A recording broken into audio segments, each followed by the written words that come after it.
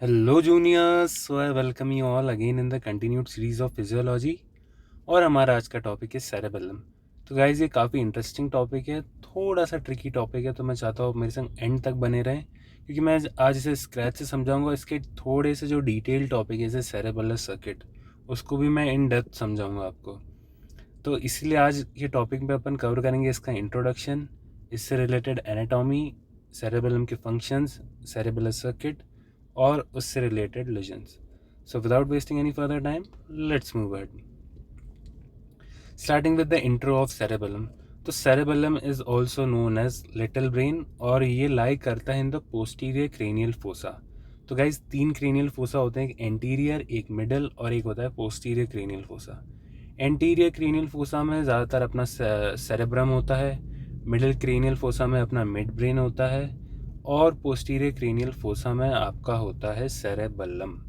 तो यहाँ पे मैंने डायग्राम से रेड एरो से डिपिक्ट भी कर दिया है आपका सेरेबेलम क्या है। सेरेबेलम ये एक पाइन ट्री शेप्ड स्ट्रक्चर होता है, आपको एमआरआई पे दिख जाएगा ये। और आप जब डाइसेक्शन करेंगे तब भी आपको काफ़ी अलग सा दिखेगा ये। और ये कनेक्टेड होता है to the brain stem via 3 पोडेंकल्स।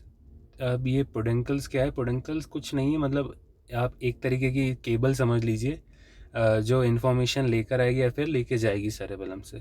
तो 3 पोडेंकल्स से कनेक्टेड होता है। और 3 पोडेंकल्स कौन कौन सी होती है? सुपीरियर, मिडल और इन्फीरियर। तो बेसिकली जो अपना सेरेबेलम है वो ब्रेन और स्पाइनल कॉर्ड से विद द हेल्प ऑफ पोडेंकल्स जुड़ा हुआ होता है। और सेरेबेलम का बेसिक फंक्शन होता है मसल टोन और कोऑर्डिनेटेड मूवमेंट्स। तो मसल टोन और कोऑर्डिनेटेड मूवमेंट सेरेबेलम का बेसिक फंक्शन होता है। और इन एल्कोहलिक्स, मतलब जो बिंज ड्रिंकिंग करते हैं, उनमें सेरेबेलम का फंक्शन लॉस हो जाता है, तो फिर आप उनका वे ऑफ वॉकिंग देख सकते हैं। Now coming to the anatomy of cerebellum. तो गाइज सेरेबेलम को अपन ने दो सेरेबेलम की एनाटॉमी अपन ने 2 टाइप से डिवाइड कर रखी है।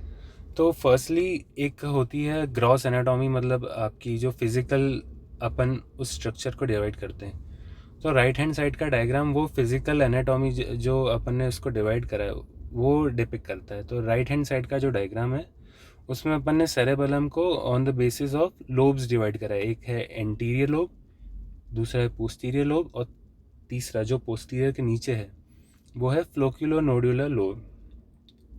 तो ये अपन ने जो ग्रॉसली या फिर फिजिकली अपन ने एनाटॉमी इसकी डिवाइड करी है। और एक लेफ़्ट साइड पे एनाटॉमी अपन क्लासीफाई कर सकते हैं। जो लेफ़्ट साइड का डायग्राम है उसमें अपन ने सेरेबेलम को डिवाइड करा है on the basis of functionality. तो जो सेरेबेलम का बीच का आपका पार्ट है जिसको अपन वर्मिस कहते हैं, तो ये वर्मिस क्या करता है? ये ज़्यादातर अपना ट्रंक और आपका प्रॉक्सिमल पार्ट ऑफ लिम्स को कंट्रोल करता है। और जो आपका लेटरल हेमिस्फीयर्स हैं ये डिस्टल पार्ट्स ऑफ लिम्स को कंट्रोल करते हैं। तो इस एनाटॉमी का ये वाला जो अपन ने क्लासिफिकेशन करा है ये बेस्ड ऑन द फंक्शनैलिटी है कि जो आपका मिडल सेरेबेलम होगा जो कि वर्मिस होगा वो ट्रंक को कंट्रोल, मतलब टॉर्सो को कंट्रोल करेगा। और जो आपका लेटरल हेमिस्फीयर होंगे वो डिस्टल लिम्स को कंट्रोल करेंगे। Now coming to the cerebellar peduncles, जो मैंने आपको बताया था कि जो एक तरीके से केबल मान सकते हैं आप उनको, तो वो सेरेबेलम होते हैं, वो सेरेबेलर पेडंकल्स होते हैं। वो इन एंड आउट आपका मैसेज लेके जाते हैं। अब अपन एक एक करके उनको डिटेल में पढ़ते हैं। तो इन्फीरियर और मिडल सेरेबेलर पेडंकल, जो इन्फीरियर और मिडल सेरेबेलर पेडंकल्स होते हैं ये इन्फॉर्मेशन इनटू द सेरेबेलम लेकर आते हैं। और जो सुपीरियर सेरेबेलर पेडंकल होता है वो इन्फॉर्मेशन सेरेबेलम से लेके जाता है। फॉर एग्जांपल यदि अपन मान लें कि आपकी इन्फॉर्मेशन सेरेबेलम में प्रोसेस हो चुकी है ना, तो पहले तो इन्फॉर्मेशन कहाँ से आई? पहले वो आई मिडिल पेडंकल और इन्फीरियर पेडंकल से। फिर वो इन्फॉर्मेशन प्रोसेस हो गई। वो इन्फॉर्मेशन प्रोसेस होने के बाद वो सुपीरियर पेडंकल के थ्रू फिर उसको जहाँ पे भी जाना होगा रिस्पेक्टिव प्लेस, जैसे फॉर एग्जांपल थैलेमस हो गया या फिर स्पाइनल कॉर्ड हो गया, रेड न्यूक्लियस हो गया, यहाँ जाना होगा तो वो सुपीरियर पेडंकल्स के थ्रू जाएगी वो। तो सुपीरियर पेडंकल एक पाथवे है उसका इन्फॉर्मेशन आउट होने का। अब यही डायग्राम मैंने आपको बता दिया है। ये जो इसमें लेफ्ट में डायग्राम है ये अपना कॉन्स्टिट्यूट करता है जो पाथवेज सेरेबेलम में आ रहे हैं, यानी कि एफरेंट पाथवे। ये काफ़ी सारे पाथवे हैं। इसकी डिटेल में तो अपने को नहीं जाना पड़ेगा, और एग्जामिनर वो आपसे पिन पॉइंट होके पूछेगा भी नहीं कि सारे मुझे ट्रैक्ट्स के नाम बताओ जो कि इंफीरियर और मिडिल पेडंकल्स के थ्रू इनटू द सेरेबेलम जाते हैं। ये जस्ट फॉर मैंने आपको नॉलेज पर्पस दे दिया है डायग्राम ये। तो ये डिपिक्ट करता है कि कैसे इतने सारे फाइबर्स, कितने सारे ट्रैक्ट्स अपने सेरेबेलम में जाते हैं through the inferior and middle peduncle. और जो राइट हैंड पे डायग्राम है सुपीरियर पेडंकल्स, ये डिनोट करता है कि कैसे बहुत सारे अपने जो फाइबर्स हैं कि मतलब न्यूरॉन्स हैं सारे, वो इंफॉर्मेशन लेके जा रहे हैं to their respective places through superior cerebellar peduncle. अब अपन एक एक पेडंकल पे डिटेल में करते हैं अपन क्या है। सबसे पहले coming to the inferior cerebellar peduncle, ये है major pathway into the cerebellum from spine.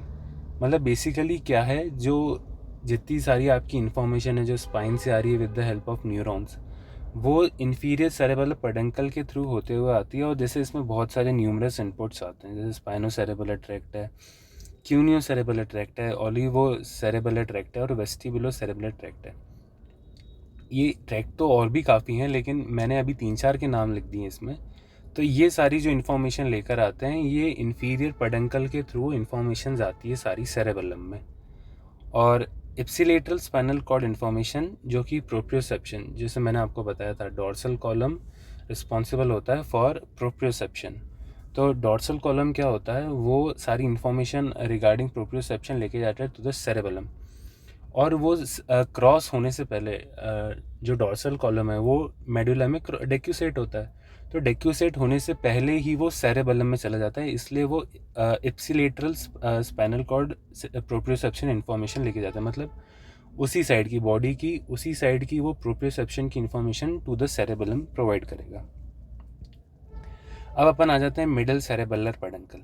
Middle cerebellar peduncle क्या है, ये most of the information from the brain लेकर आता है टू द सेरेबेलम।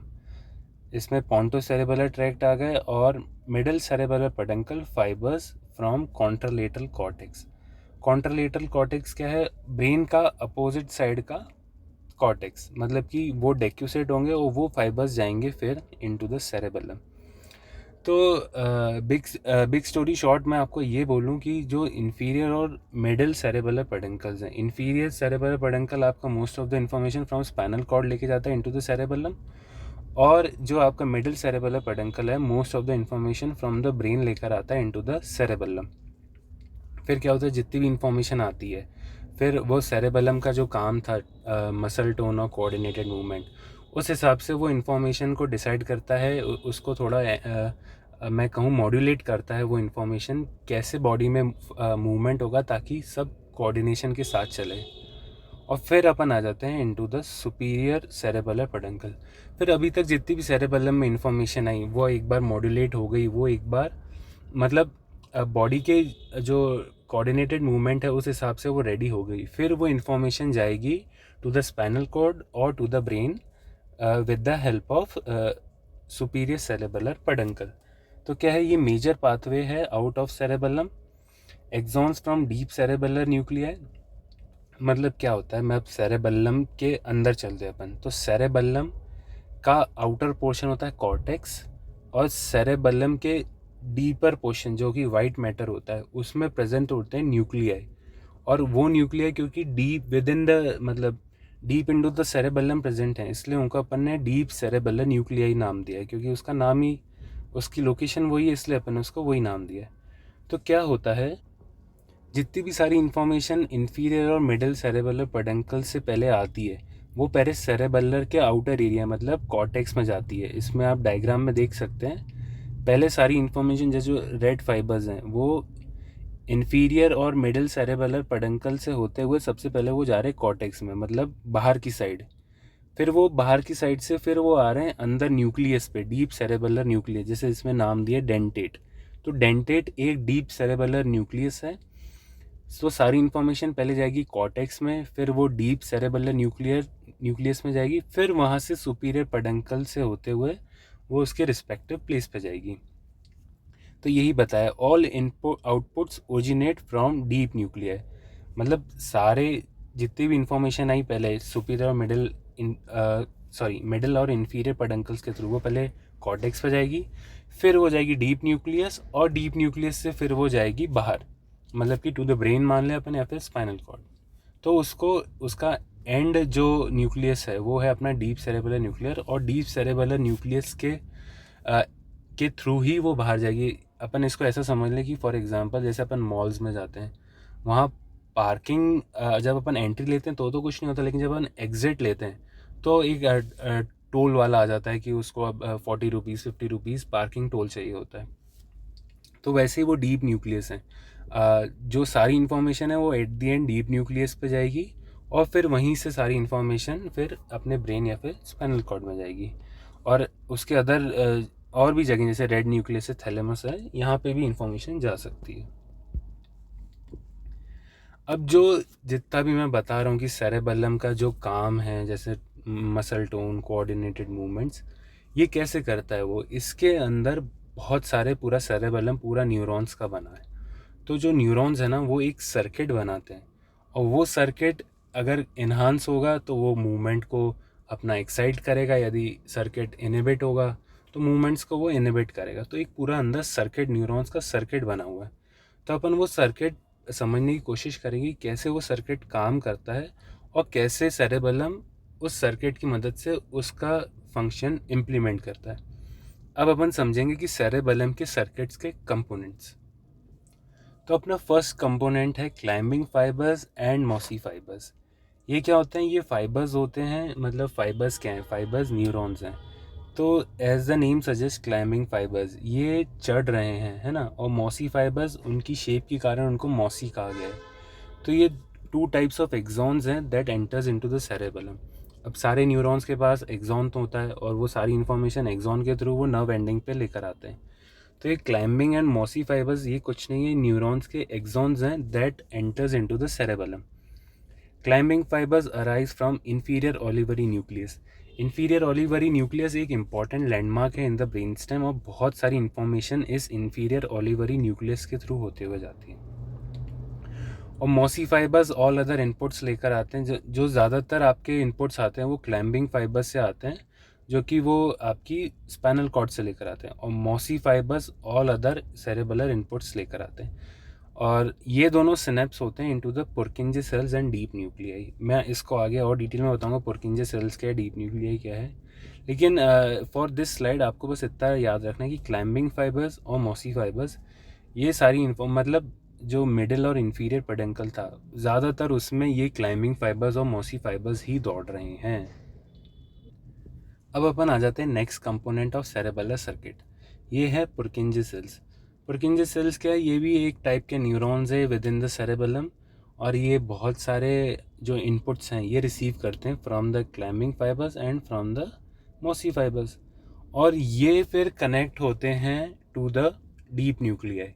मतलब कि अपनी शुरुआत कहाँ से हुई? From the climbing fibre, mossy fibres, और फिर वो बीच में कनेक्ट करते हैं पुर्किंजे सेल्स को, और पुर्किंजे सेल्स एट दी एंड जाते हैं टू द डीप न्यूक्लियस।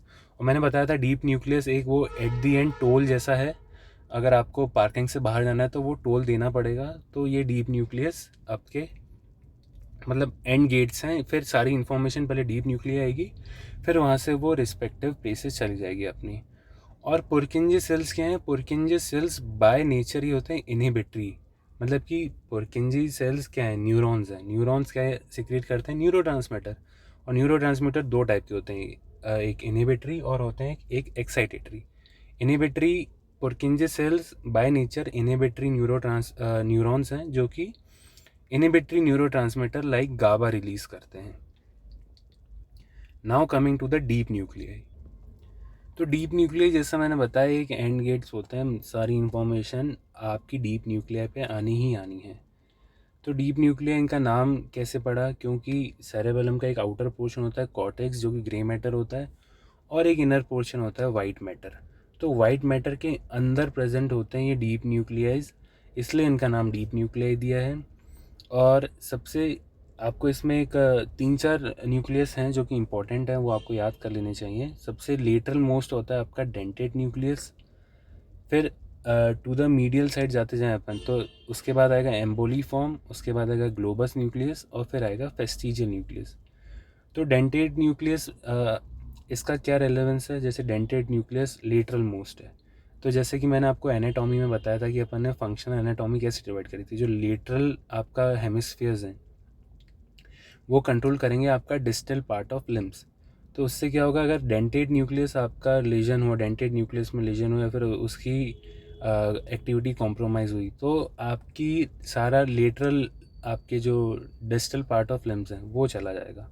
और बाकी जो हैं एम्बोलीफॉर्म ग्लोबोज और फेस्टिजियल न्यूक्लियस, अगर इनमें कोई एक्टिविटी इसकी कॉम्प्रोमाइज़ हुई तो आपका टॉर्सो और जो एक्सियल बॉडी है आपकी उनका आपका मसल टोन और कोऑर्डिनेटेड मूवमेंट्स ख़त्म हो जाएगा। तो ऐसे ही कई बार इसके एग्ज़ाम में पूछ लेते हैं कि इसका आप ऑर्डर बताइए कि सबसे लेटरल मोस्ट कौन सा है, फिर सबसे मीडियल मोस्ट कौन सा है। तो इसके लिए एक अपना वो है, एक छोटा सा निमोनिक है जो कि कुछ ऐसे है कि डोंट ईट ग्रीसी फूड।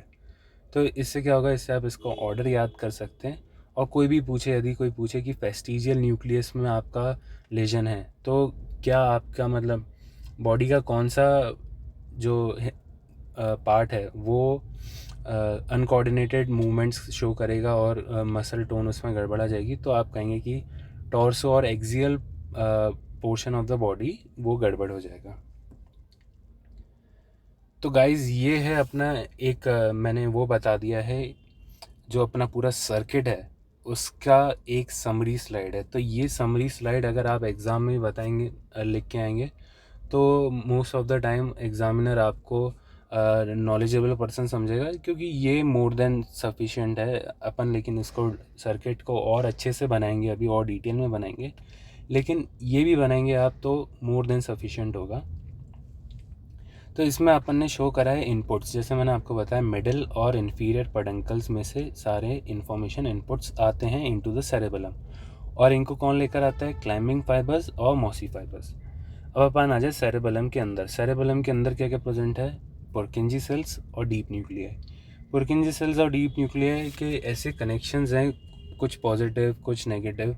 ये जितनी भी इंफॉर्मेशन मिलती है ना, ये पूरे सर्किट में से फ्लो होती है, और वो जो प्रोसेस्ड इन्फॉर्मेशन है फिर वो बाहर जाती है। और आउटपुट के लिए कौन रिस्पॉन्सिबल है? डीप न्यूक्लियाई, क्योंकि मैंने बताया एंड गेट आपका डीप न्यूक्लियाई है। तो वो सारी इन्फॉर्मेशन बाहर लेके जाएगा, वो सारी इन्फॉर्मेशन प्रोसेस इन्फॉर्मेशन कलेक्ट करेगा, और with the help of superior peduncle सारी इन्फॉर्मेशन आउट हो जाएगी। अब अपन आ जाते हैं सेरेबेलर सर्किटरी पे, इसको अपन डिटेल में कवर करते हैं। तो अभी मैं स्लाइड नहीं पढ़ूंगा, एक बार आपको जनरल मैं आपको इन्फॉर्मेशन दे देता हूँ, फिर अपन एक एक करके इसकी पॉइंट्स पढ़ेंगे। तो बेसिकली गाइस शुरुआत होती है अपनी from the mossy fibers and climbing fibers. ये क्या होते हैं? ये इन्फॉर्मेशन लेकर आते हैं in the middle and inferior peduncles, और ये इन्फॉर्मेशन पास करते हैं टू द ग्रैन्यूल सेल्स।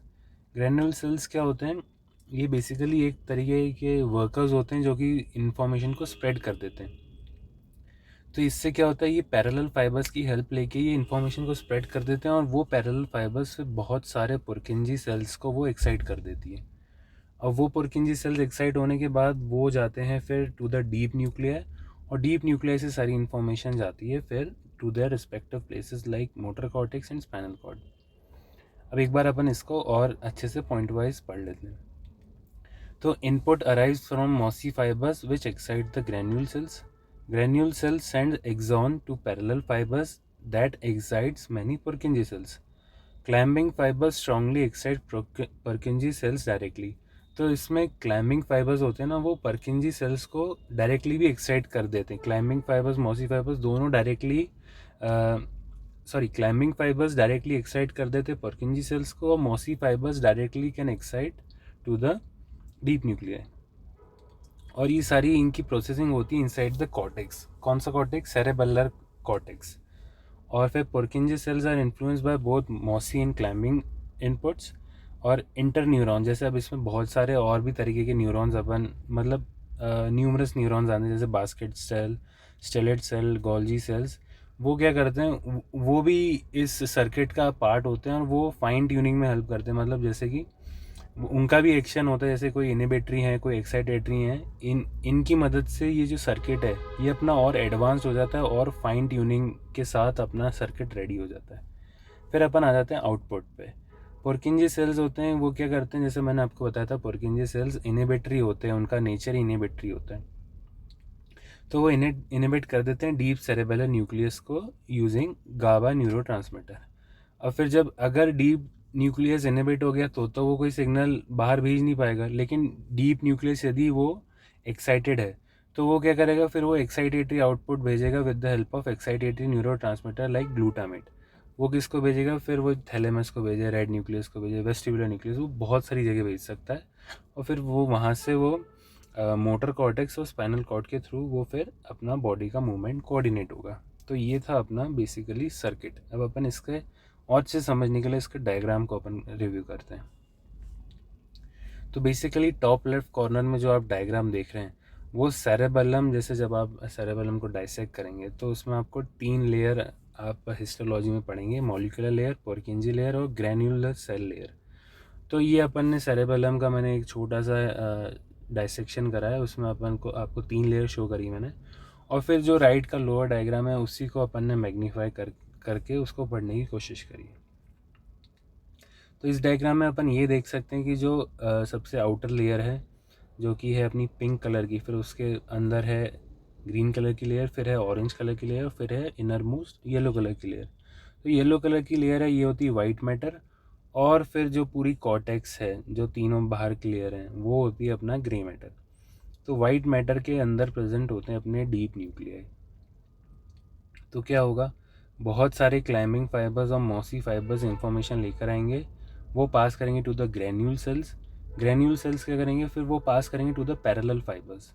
और कुछ कुछ जैसे क्लाइंबिंग फाइबर्स मैंने बताया था वो डायरेक्टली भी पुरकिंजी सेल्स को वो एक्साइट कर सकते हैं। और फिर बीच में काफ़ी सारी जैसे स्टेलेट सेल है, बास्केट सेल है, गोल्जी सेल है, इनका भी अपन मतलब ये भी एक सर्किट का ही हिस्सा है और ये सर्किट को और फाइन ट्यूनिंग में हेल्प करते हैं। अब मुझे डायग्राम तो कोई ऐसा आसान दिख नहीं रहा था किसी बुक में, तो मैंने खुद से ये डायग्राम बनाने की कोशिश करी है। इसमें अपन ने सब चीज़ें इंक्लूड कर दी। अगर आप ये डायग्राम कवर कर लेते हैं और इसको यदि आप एग्ज़ाम में लिख के आ जाएंगे तो गारंटीड आपको फुल मार्क्स डायग्राम के तो मिल ही जाएंगे। एक साइड पे अपना इनपुट है जहाँ पे सारे इनपुट फाइबर जैसे क्लाइंबिंग फाइबर, मॉसी फाइबर्स आ रहे हैं, और एक साइड आउटपुट है, आउटपुट के ठीक पहले अपना डीप सेरेबेलर न्यूक्लिया है। तो क्या होगा, इसमें सीरीज़ ऑफ सेल्स हैं, सीरीज़ ऑफ न्यूरॉन्स हैं, सीरीज़ ऑफ फाइबर्स हैं। तो वो उनके जो उनका नेचर है, जो किसी का नेचर एक्साइटेटरी, किसी का इनहिबिटरी है, वो अपने काम को करेंगे वो, और एक सर्किट बनाएंगे और सारी इन्फॉर्मेशन उसमें प्रोसेस होगी। तो starting from the climbing fibres, climbing fibres क्या हुआ, वो गए, वो डायरेक्टली भी उन्होंने पुरकिंजी सेल्स को एक्साइट कर दिया, और उसी के पैरेलल चल रहे अपने मॉसी फाइबर्स। मॉसी फाइबर्स ने, मैंने आपको बताया था कि मॉसी फाइबर्स ग्रैन्यूल सेल्स को एक्साइट करते हैं, और ग्रैन्यूल सेल्स का क्या करते हैं, वो पैरेलल फाइबर्स की मदद लेते हैं और वो सारा सिग्नल सारे बहुत सारे न्यूरॉन्स में वो अपना ट्रांसमिट कर देते हैं, स्प्रेड आउट कर देते हैं। तो मॉसी फाइबर ग्रैन्यूल सेल्स को अपना एक्साइट करेगा, तो इसमें मैंने ग्रीन का प्लस साइन बनाया है।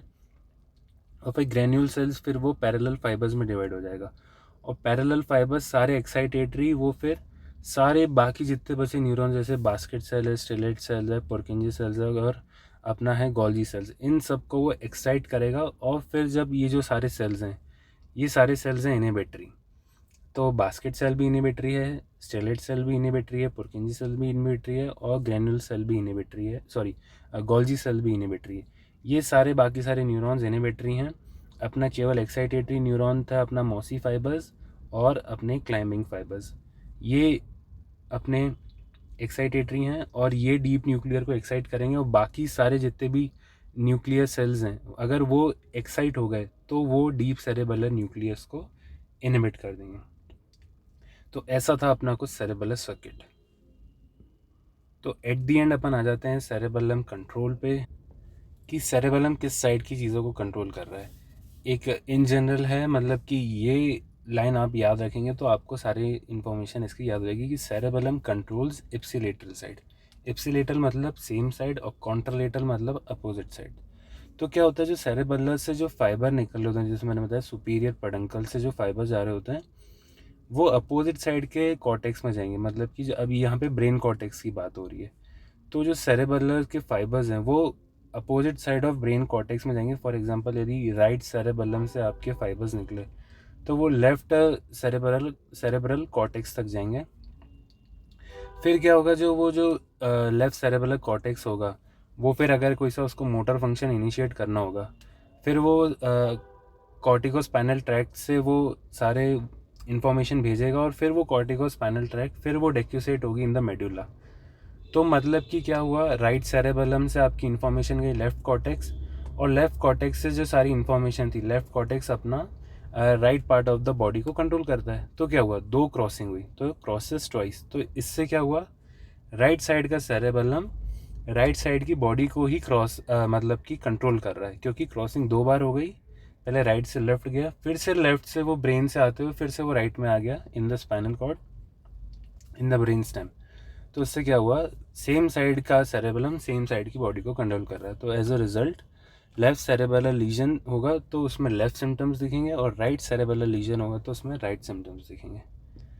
अब एट दी एंड गाइस आ जाते हैं अपन क्लिनिकल डिजीज़ पे। जैसा कि मैंने बताया, कोई सा भी सेरेबेलर आपका लीजन हुआ तो जिस जगह पे लीजन हुआ है वो डिसाइड करेगा कि बॉडी में सिम्टम क्या आएंगे। जैसे लेटरल लीजन हुआ, जैसे कि मैंने बताया था आपको, जो सेरेब्रल हेमिस्फीयर है, लेटरल सेरेब्रल हेमिस्फीयर, उसमें न्यूक्लियस है एक डेंटेट न्यूक्लियस। उसमें अगर लीजन हुआ तो वो क्या होगा, मैंने बताया था कि डेंटेट न्यूक्लियस और लेटरल सेरेब्रल हेमिस्फीयर ये कंट्रोल करते हैं डिस्टल लिम्स को। तो क्या होगा, ये अफेक्ट करेगी एक्सट्रीमिटीज़, और इससे क्या होगा, डिस्मेट्रिया।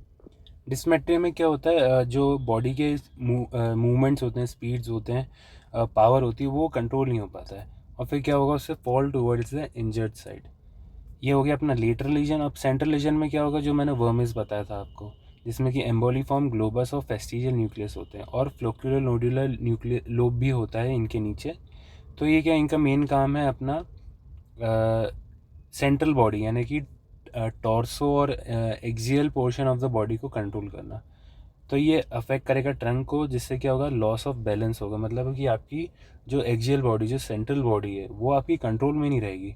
तो वो कंट्रोल में नहीं रहेगी तो आदमी आगे पीछे झूलेगा ऊपर की बॉडी से। तो उसको कंपनसेट करने के लिए जो आपके लेग्स हैं वो वाइड अपार्ट ओपन होंगे। मतलब कि फॉर एग्जांपल यदि आपकी लेग्स, आप नॉर्मली लेग्स की दूरी आपकी रहती है फॉर एग्जांपल 30 सेंटीमीटर, तो अब क्या होगा, अब आपका लीजन हुआ इन द सेंट्रल, अब आपका लीजन हुआ है सेंट्रल सेरेबेलम में। तो इससे क्या होगा, आपकी अपर बॉडी झूलेगी, और अपर बॉडी झूलेगी तो बॉडी का बैलेंस ख़राब होगा। तो इससे क्या होगा, लेग्स एक वाइड बेस्ड गेट अपना लेंगे। मतलब कि वो अपना जो बेस है उसको वो वाइड कर लेंगे ताकि बॉडी को सपोर्ट अच्छा मिले। तो एट दी एंड जो सेंट्रल लीजन होगा उससे होगा आपका क्या, अपर बॉडी आपकी डिसबैलेंस होगी, जिसकी वजह से आपकी जो लेग्स की दूरी है वो बढ़ जाएगी। तो वाइड बेस्ड गेट आप अपना लेंगे। इसका आप गूगल पे बहुत अच्छा सा वीडियो और फोटो भी देख सकते हैं।